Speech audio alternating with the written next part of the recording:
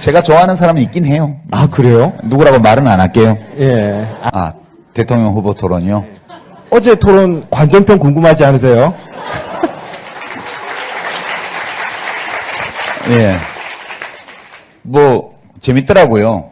그게, 2012년 대선 때하고 비교하면, 예. 그때는 후보 3사람이서 토론을 했죠. 이정희 후보까지. 그랬는데, 박근혜 후보가 껴있으니까, 네. 토론 자체가 되지를 않았잖아요. 그렇죠. 예. 근데 이번엔 5명이나 되는데, 다들 말을 잘해요. 자기 생각도 있고. 한 분 있지 않습니까? 세탁기에 들어가신. 아, 그분도 그럼. 아니, 그분도 말은 잘하죠. 예. 재밌게 말을 잘하잖아요. 예.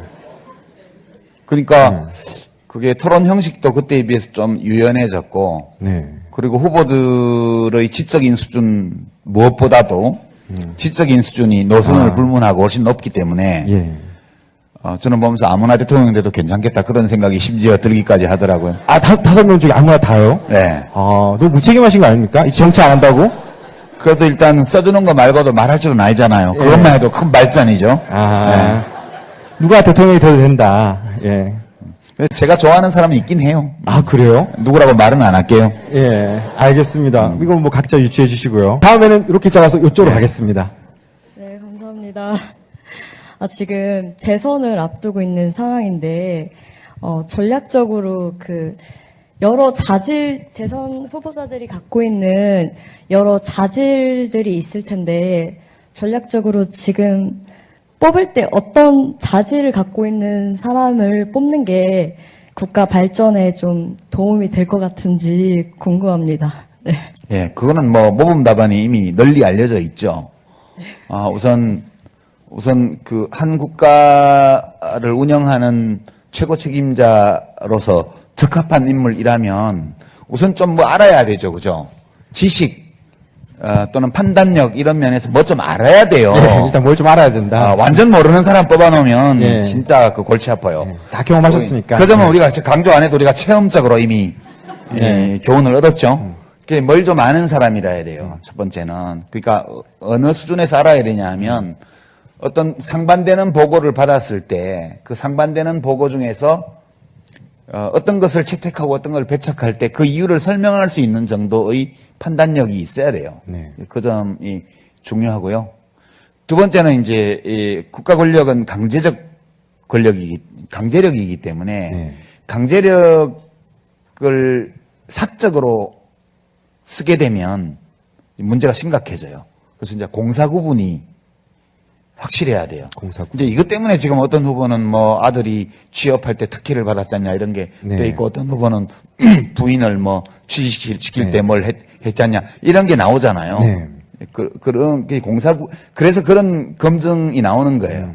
그게 뭐 그런 면에서 있겠지만 실수가 있었으면 어느 정도 중요한지 네. 뭐 이런 것들 봐야죠. 그 두 개가 무엇보다도 중요하고요. 그다음에 이제 그 부가해서 몇 가지 이렇게 이제 붙인다면 네.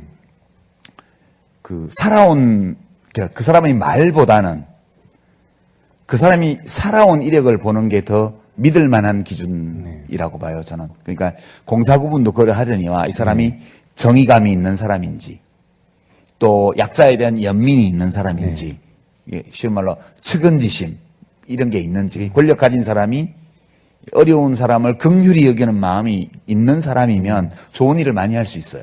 그래서 이제 측은지심이 있는 사람인지 네. 또는 불의를 보고 그거에 싸울 줄 아는 사람인지 네.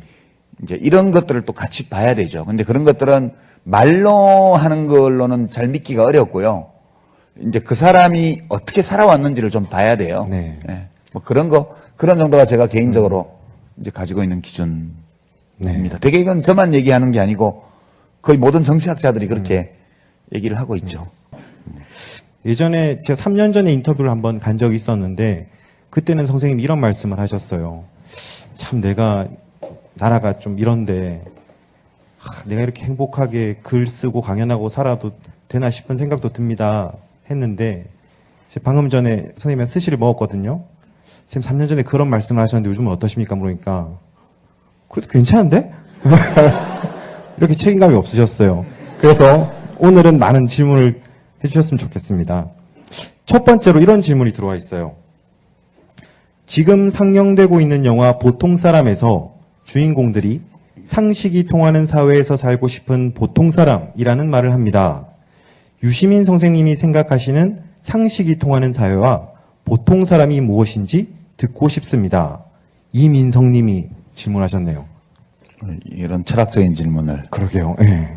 근데 상식이라는 게 존재하지 않죠, 원래. 저는 그렇게 봐요. 상식이라는 거는 어느 사회, 어느 시점의 어느 사회에서 많은 사람들이 특별히 증명하지 않고도 이게 옳아 라고 받아들이는 어떤 판단의 체계를 얘기를 하는 거죠. 굳이 증명하지 않고. 예, 이게 굳이 증명할 필요 없이. 상식은 논증하지 않거든요. 그러니까 인간은 평등하다. 이게 지금 상식이죠. 그렇죠. 야, 평등하다는 증거를 대봐. 이렇게 얘기하지 않아요. 네. 또는 인간은 평등하게 대우해야 된다. 네. 이런 거에 대해서요. 그러나 몇백 년 전만 해도 그게 통용되는 나라가 없었어요. 지구상에. 네.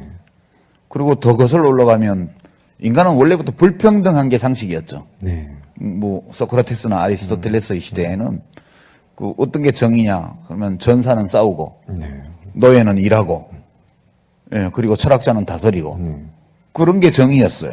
그게 그 시대의 상식이었죠. 여자들은 예, 그 해지기 전에는 밖에 다니면 안 되고 뭐 선생님 책에도 나오지만 처음에 뭐 민주주의가 시작됐을 때도 뭐 사실은 뭐 노예랑 여자는 다 제외하고 그럼요. 민주주의 아닙니까? 예, 노예, 외국인, 여자 다 빼고 예, 그렇게 남자들 자유인 예. 예, 그렇게만 했으니까 그 시대는 그게 상식이었고요. 이게 상식은 원래 없는 거예요. 네. 물질적으로는 존재하지 않아요. 네. 그러나 많은 사람들이 그게 옳다고 믿는 거. 그게 이제 그걸 다 합쳐 상식이라고 부르는데 우리 그런 거 많이 가지고 있잖아요. 우리가 보통 가지고 있는 사실 인간은 평등하다. 또는 실제로 평등하지 않다 하더라도 모든 인간을 평등하게 대해야 된다. 이런 건 상식이고요. 네. 그 다음에 누구도 법 위에 서거나 법 밖에 있어서는 안 된다는 거예요. 네. 상식이죠. 그렇죠. 이런 것들을 다 모으면 그게 그런 믿음을 가지고 그런 것을 약속으로 받아들이고 살아가는 사람이 보통 사람인 거죠. 그러니까 우리가 가지고 있는 상식이 뭐 있나를 이렇게 여러 개 생각해 보시면 그동안에 얼마나 상식이 짓밟히는 시대를 우리가 살았는가를 동시에 느낄 수 있을 거예요. 예. 너무 당연한데 너무 안 지켜지는. 다 안 지켜지는 건 아니고 좀 안 지켜지는 데가 있죠. 예. 선생님 지금 너무 편하게 사셔서 막 이렇게 지켜진다고 생각하시는 거 아닙니까? 예를 들어서 예. 이게 이제 저는 종교는 없는데 네. 기독교 믿으시는 분들이 많이 드는 비유가 이제 주로 신약에 나오는 비유를 많이 들잖아요. 포도원의 비유 이런 거요. 네. 그러니까 일꾼이 아침부터 와서 일하는 사람하고 오후에 와서 일하는 사람하고 일 끝나고 나니까 품삯을 똑같이 줘요. 그러니까 막 부당하다고 항의를 하잖아요. 그게 상식이에요. 네. 근데 이제 신약에는 돈 주는 내 마음이지. 그래서 이제 뭐 먼저 된자 나중 되고 나중 된자 먼저 된다 이런 심오한 신학이 펼쳐지는데 그건 상식이 아니죠. 그렇죠. 그러니까 우리가 가진 상식은 노력에 따라 보상이 이루어져야 된다는 게 상식이에요. 그리고 똑같이 수고해서 똑같은 일을 한 사람은 똑같이 보상을 줘야 된다는 게 우리 상식이에요. 네. 근데 지금 이 상식이 무너졌죠. 똑같이 일을 해도 원청 회사 소속은 돈을 2배 가까이 받잖아요. 네. 똑같은 일을 해도 하청 회사에 속해 있는 노동자는 60%밖에 못 받아요. 상식이 무너진 거죠. 네. 이런 거를 바로 잡아야죠. 이제 누가 대통령이 될지 모르겠지만 네. 안 바로 잡으면 가만 안 놔둘 거야. 예. 그냥 정치하시면 될 텐데. 예.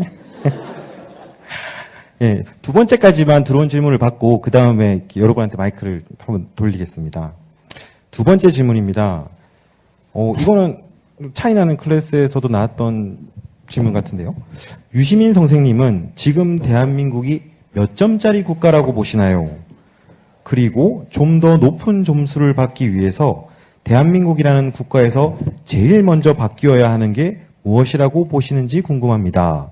권진형님이 질문해 주셨습니다. 100점 만점으로 치면 그러니까 긴 인류의 역사, 국가의 역사를 이렇게 보면 그냥 절대평가를 해서 100점 만점에 한 60점 내지 70점은 되는 사회라고 봐요, 우리나라가. 60점 내지 70점. 70점 정도 되는 나라라고 보고요. 근거를 대주십시오. 뭐 그건 내 맘대로니까. 6, 70점. 예. 여러분들 또 각자 다른 점수를 매길 있을 텐데요. 이제 그런 사회고 좀 더 이제 높은 점수를 받는 사회가 되려면 네. 이제 두 가지 변화가 더 있어야 된다고 봐요. 이제 첫째는 진짜 민주주의예요. 그러니까 뭐든 네. 남에게 폭력을 행사해서 강요하려고 하지 않는 한은 어떤 주장이든 그 주장을 형성하고 표현할 수 있는 자유가 허용되는 사회여야 한다고 봐요. 우리나라는 아직 이런 시민의 자유, 정치적 권리 이런 면에서 부족함이 많은 사회예요. 뭐든지 표현할 네. 수 있는 사회. 두 번째는요. 수고하는 사람을 존중하는 사회여야 돼요. 더 일하는 사람들이요. 네. 이거를 심상정 후보는 노동 중심의 그렇죠. 노동 중심 민주주의라고 노동자를 표현을 존중하는. 했고요. 그다음에 노동을 존중하는 사회 이렇게 얘기를 하는데 이 노동이라는 게 그냥 공장에서 무슨 나사절이고 이런 것만 노동이 아니고 네. 다 노동이에요. 다.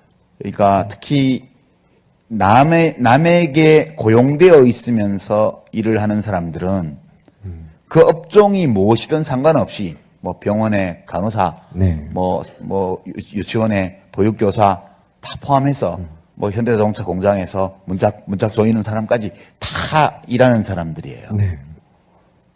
근데 우리 사회가 일하는 사람의 권리, 일하는 사람의 어떤 가치 이런 것들을 그에 맞게 존중하지 않아요.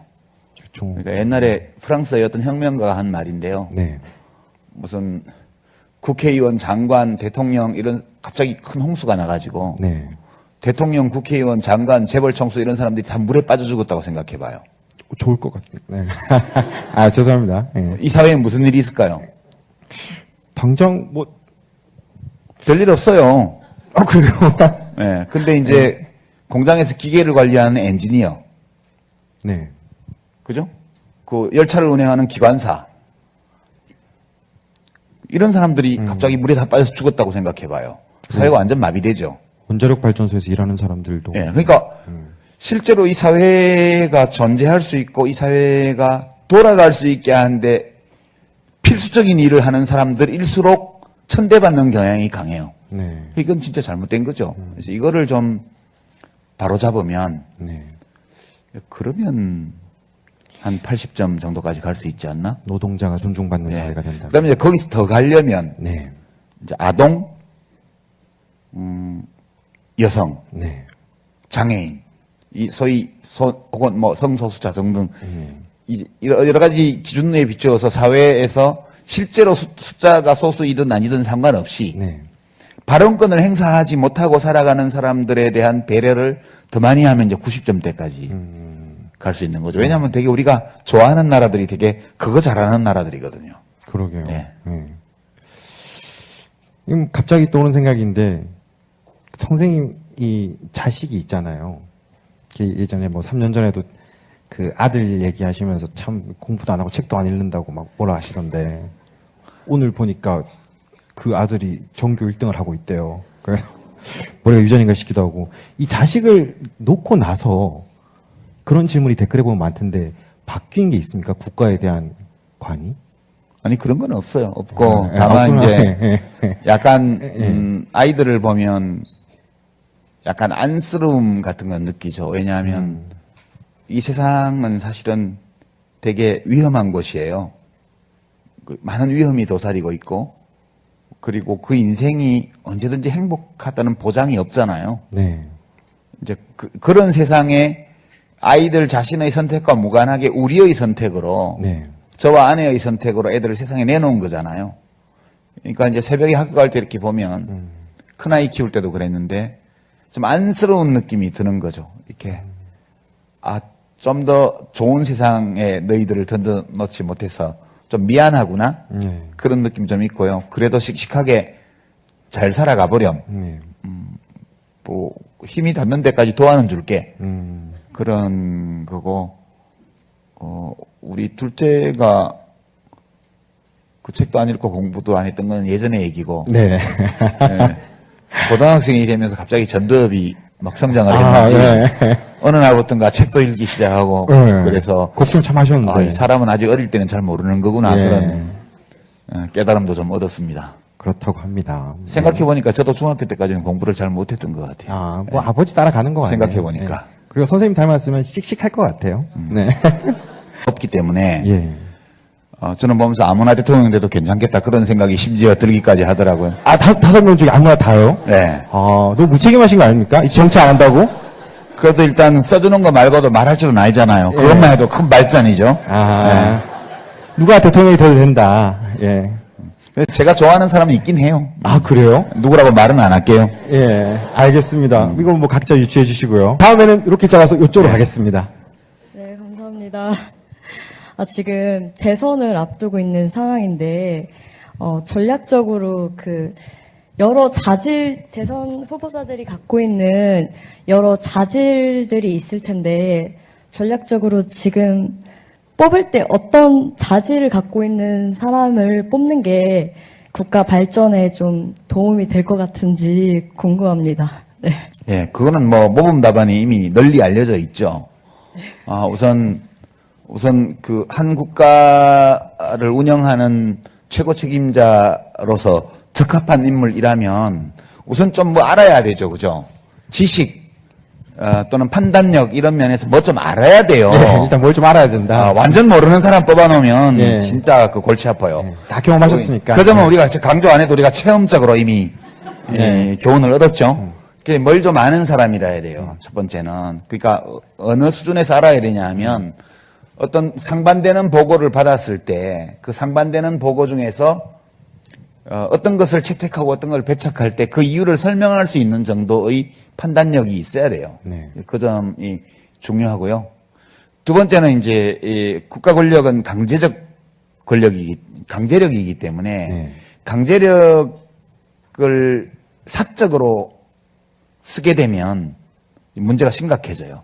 그래서 이제 공사 구분이 확실해야 돼요. 공사 구분. 이제 이것 때문에 지금 어떤 후보는 뭐 아들이 취업할 때 특혜를 받았잖냐 이런 게 돼 네. 있고 어떤 후보는 그런 말로 하는 걸로는 잘 믿기가 어렵고요. 이제 그 사람이 어떻게 살아왔는지를 좀 봐야 돼요. 네. 예. 뭐 그런 정도가 제가 개인적으로 이제 가지고 있는 기준입니다. 네. 되게 이건 저만 얘기하는 게 아니고 거의 모든 정치학자들이 그렇게 얘기를 하고 있죠. 예전에 제가 3년 전에 인터뷰를 한번 간 적이 있었는데 그때는 선생님이 이런 말씀을 하셨어요.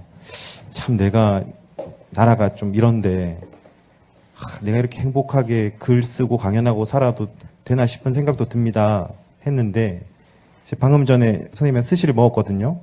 선생님 3년 전에 그런 말씀을 하셨는데 요즘은 어떠십니까? 물으니까 그래도 괜찮은데? 이렇게 책임감이 없으셨어요. 그래서 오늘은 많은 질문을 해주셨으면 좋겠습니다. 첫 번째로 이런 질문이 들어와 있어요.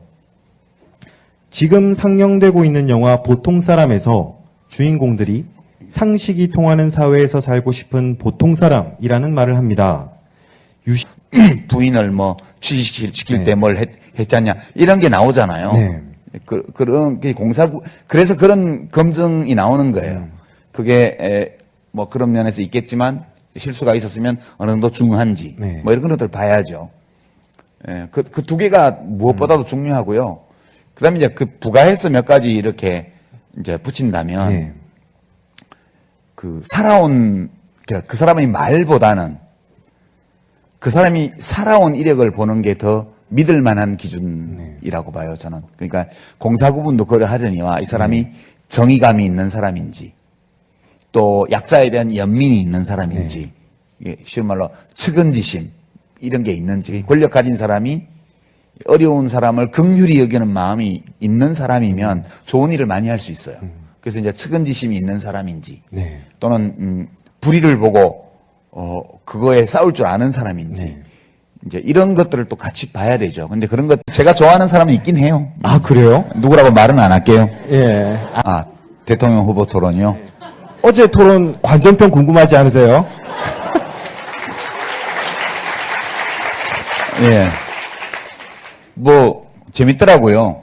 그게 2012년 대선 때하고 비교하면 예. 그때는 후보 세 사람이서 토론을 했죠. 이정희 후보까지. 그랬는데 박근혜 후보가 껴 있으니까 네. 토론 자체가 되지를 않았잖아요. 그렇죠. 예. 근데 이번엔 5명이나 되는데 다들 말을 잘해요. 자기 생각도 있고. 한 분 있지 않습니까? 세탁기에 들어가신 아, 그분도 그럼 아니 그분도 말은 잘하죠. 예. 재밌게 말을 잘하잖아요. 예. 그러니까 그게 토론 형식도 그때에 비해서 좀 유연해졌고 네. 그리고 후보들의 지적인 수준 무엇보다도 지적인 수준이 노선을 불문하고 훨씬